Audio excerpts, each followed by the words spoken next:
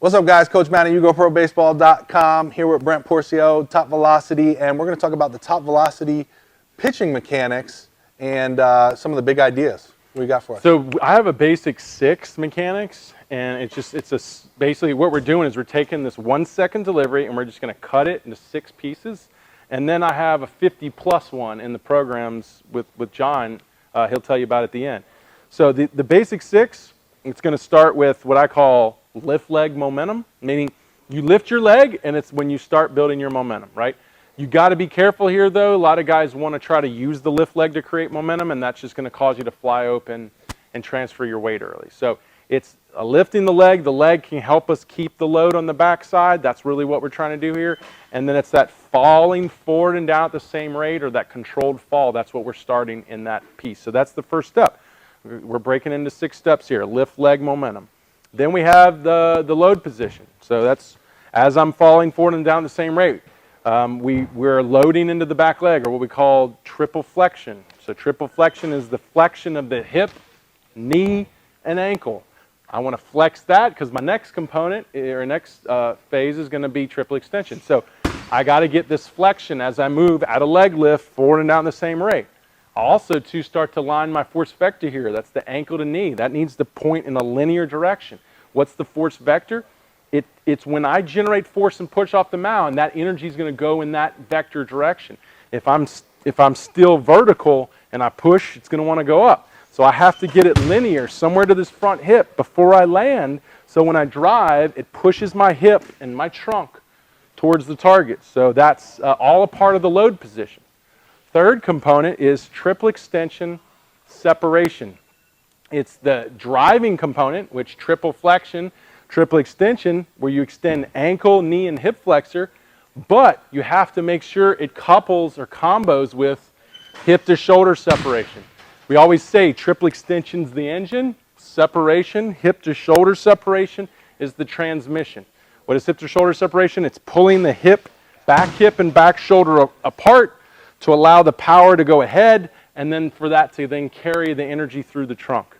So if you don't do those together, it won't work. And that's the only part of the whole breakdown of the delivery with what we do with 3X pitching that has 2 things going off once. And it is the hardest piece. I always say it's like patting the head, rubbing the stomach.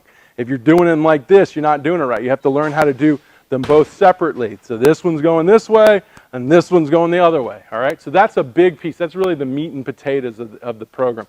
That's where we maximize power and transfer it up the body. Then we have at front foot strike, we have stabilization.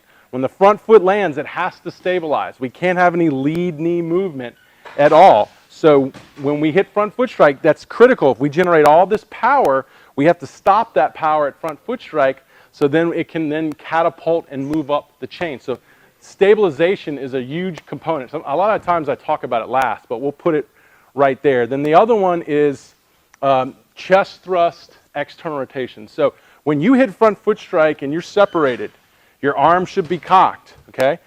The next movement is for the trunk to go before the arm. The worst thing you could do is drive and separate and then just throw your arm, right? We want to drive this trunk and carry the energy in the trunk. This is the meat of the body. This is going to push more energy. So what I like to call it is thrusting my chest. I want to thrust my chest. I don't want to throw my head forward. I want to thrust my belly and my chest out, and my arm has to lay back in that process. The reason the arm has to lay back is now it gives my trunk the time to go forward before I try to throw the ball. So chest thrust external rotation.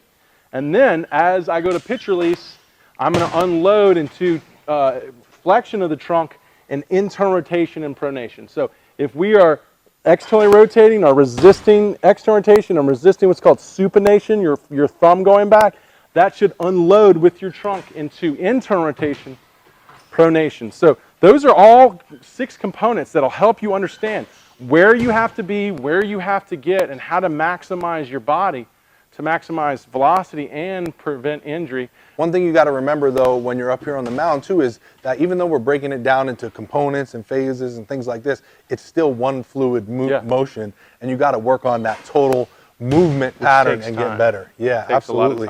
So just remember, try to be an athlete up here. You know, pitchers are the best athletes in my opinion anyway on the ball field. Exactly. But try to do that when you're working on your mechanics. Don't overcomplicate it in your head, even though you're working on specific things. Work on it, but remember it's a piece of the puzzle that you're trying to get into. Brent talks a lot about it being like a whip. You know, when you're transferring that energy like a whip. He talked just briefly before about the engine and the transmission. When you think about it as a piece of the movement, you're going to be able to grasp it a little bit easier. And pull it all together. Exactly. Awesome. So do that. Check it out. Let us know what you think. And of course, you can check out all of Brent's other info down in the description below.